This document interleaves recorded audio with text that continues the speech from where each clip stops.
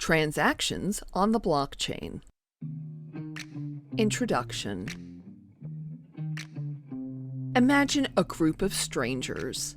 They don't know anything about each other. And the only thing that they have all in common is that they have realized that keeping their money in one centralized place, like a bank, is perhaps not the smartest idea. After all, banks can get hacked, as they have been many times before. In addition, this group of strangers are tired of the high banking fees added to their transactions, and they want a new, improved system. So, they decide to create it on their own. This is the birth of the blockchain. They don't want to share their personal information with others, so they use secret identities. For example, let's keep things simple and use a group of 14 people, all who use numbers from 1 to 14 as their secret identities. The individuals in this group each own a computer, and this network of computers, which are also referred to as nodes, and the system as a whole is the blockchain.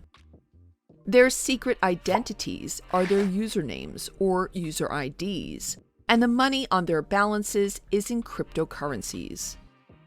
In order to create their own system, the one thing they will share is their account balance. Every participant types in a spreadsheet how much money each person has. Now we have a group that not only knows two things about the other people, how much money they have, and a list of secret identities. This is when the action begins and transactions start happening. It all starts with person 14 wanting to buy a product from person 6 for 25 euros. Person 14 lets the network know, I'm sending 25 euros to person number 6. Then all of the computers check whether person 14 has enough money to make this transaction. Person 14 is on the right financial track and does have enough money. All of the computers in the group now confirm that person 14 sent 25 euros to person 6 in this transaction. This also means that they must update the account balances. Person 14 now has 25 euros less, and person 6 has 25 euros more. Now that the transaction is settled, person 6 gives person 14 the product. But what would have happened if person 14 wasn't as wealthy and didn't have enough funds to send 25 euros? Then once she attempted the transaction, all of the computers would see that person 14 did not have enough money, and they would not allow this transaction to take place. The process continues for some time, where transactions are recorded within the blocks and are broadcast to the network, where they will get validated by the nodes. The filling up of the block with transactions illustrates the building of a blockchain, one block at a time. Transactions, hash function, and hash value. In the case of any cryptocurrency, for instance Bitcoin, the nodes or computers in the network will first validate that an account has the amount that is needed to send, and if that amount is available. The transaction will be included in a block, which will be attached to the previous block of transactions. Everyone who uses cryptocurrency has a wallet, which keeps the owner's address or public key. Every public key has a corresponding private key, which is for the owner of the wallet to keep safe. The wallet also keeps a record of all transactions and balances. Every transaction that is made is signed with a private key. Both a private key and the transaction details, including to whom the amount of cryptocurrency is to be sent, is kept on the cryptocurrency software installed on the phone or computer of the wallet owner. When the transaction is sent, along with it is sent a digital signature, which will be validated by the network of computers or nodes. Once the transaction has been validated, it gets included into a block, along with many other transactions. For every transaction, a hash or hash value is produced using the hash function, which is the machine that creates the hash value. The hash function is a complex mathematical equation that takes an amount of text or data and strings a character string of a certain length, for instance, 64 characters. The same exact character string will be produced every time that exact data set is sent through the hash function. But if even one number is changed, a completely different character string will be produced. This is how the blockchain can confirm if a transaction has or has not been tampered with.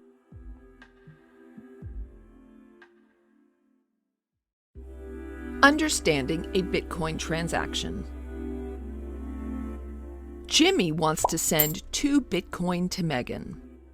He broadcasts his transaction request to the Bitcoin blockchain, a decentralized database run by a worldwide network of computers. Computers known as miners verify this transaction. They check Jimmy's balance to see if he has enough funds to send 2 Bitcoin and add it to a block with other transactions. To add a block to the chain of previous blocks, where the name blockchain comes from, miners use their computers to solve complex mathematical puzzles. Since solving these puzzles requires large amounts of computational power, it also protects the network from hackers. It becomes too expensive and difficult to try to attack the network.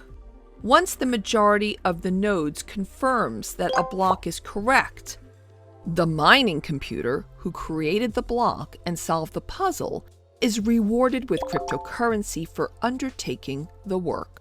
All of the other computers in the network then verify the block the miner created. Jimmy's transaction is added to the blockchain together with the other transactions inside the block.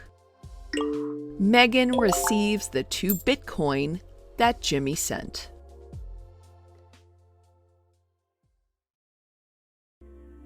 Every block includes, as part of its data, a hash of the previous block. That's what makes it part of the chain. So, if one small part of the previous block was tampered with, the current block's hash would have to change, and every block after that. This would be too difficult for someone to manipulate. The use of hash functions and blockchain in general guarantees that the system functions efficiently, that all of the blocks contain the right information, and that no one can secretly alter the transactions and write on them that they have millions of euros instead of tens of euros in their accounts.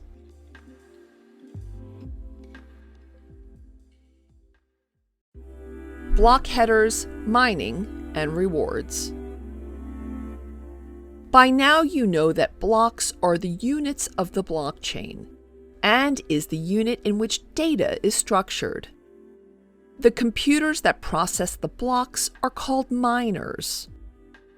Adding transactions to the blockchain needs considerable computing processing power, as miners, or mining machines, compete to solve complex mathematical problems involving hash functions and are rewarded for processing, validating, and sealing the blocks of transactions.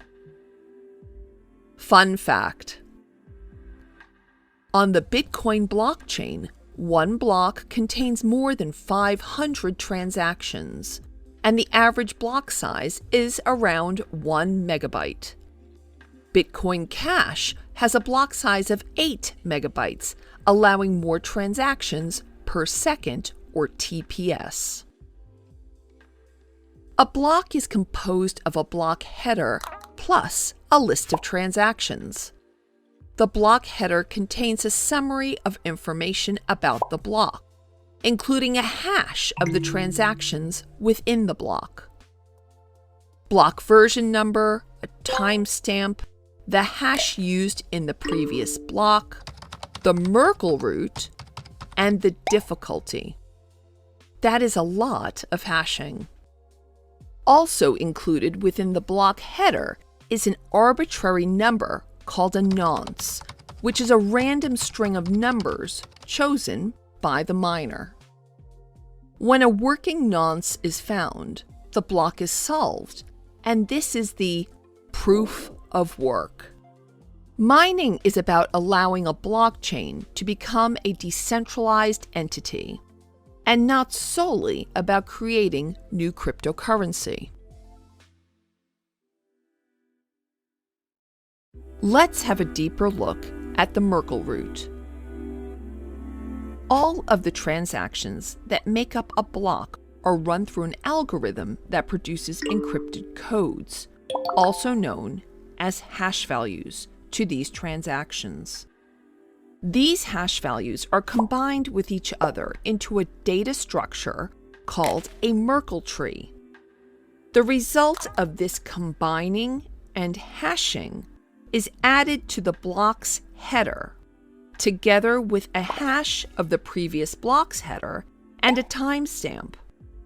To add the block to the blockchain, miners have to solve mathematical puzzles by finding a number called the nonce that would satisfy the requirements of the puzzle when added to the block's header and run through a hash function. Once a miner finds a nonce that satisfies the requirement, then the block is added to the blockchain and the miner receives a reward. Mining in Bitcoin. As stated, miners validate new transactions and record them on the blockchain, a global ledger. And the solution found is called the proof of work, or POW. This proof proves that a miner spent a lot of time and resources to solve the problem. When a block is solved, the transactions contained are considered confirmed, and the Bitcoin attached to these transactions can be spent by the recipients of these transactions. Currently, it takes 10 minutes for a Bitcoin transaction to be confirmed. A nonce is a random arbitrary number that will be used just once to find a hash below the target number, which is calculated based on the difficulty.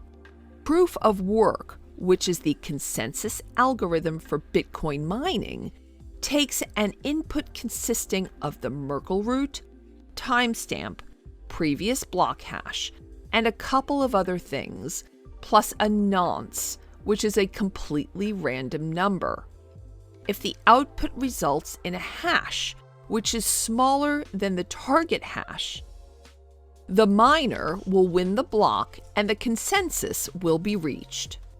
The miner that is able to find the working nonce is awarded the block and paid in cryptocurrency, in this case, Bitcoin, plus transaction fees.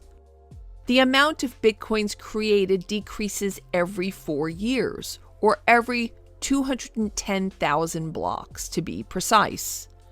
This number will keep going down until no more Bitcoins will be issued, which is around 2140, when around 21 million Bitcoins will have been created. After this date, no more Bitcoins will be issued.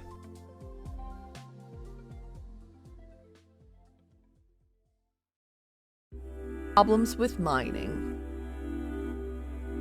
The proof of work, or POW system, was the first system used for reaching consensus within the blockchain, meaning it was used to make sure that all of the participants agreed upon one thing and to keep the system organized.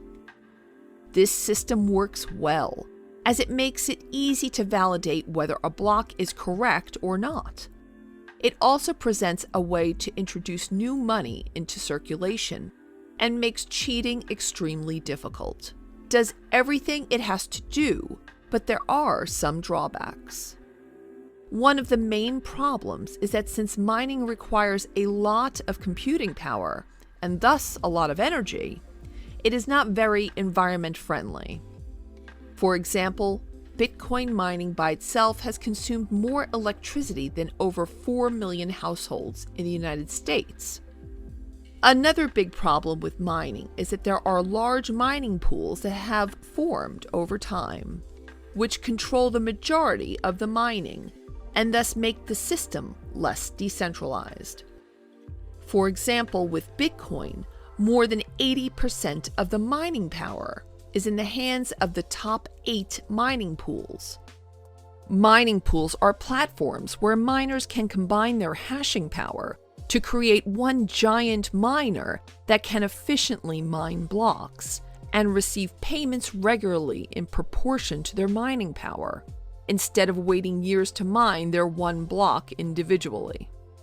In the beginning, people could use their regular laptops for mining, but now there are enormous warehouses full of special computers that are meant especially for mining. They are called ASICs, or application-specific integrated circuits. These computers are completely useless besides mining, in which they perform extremely well. These large mining farms have made it impossible for individual miners to mine profitably, so the only way to earn money is to join a mining pool. Since proof-of-work systems require difficult mathematical puzzles to be solved, which take a lot of time, then this system is not the fastest.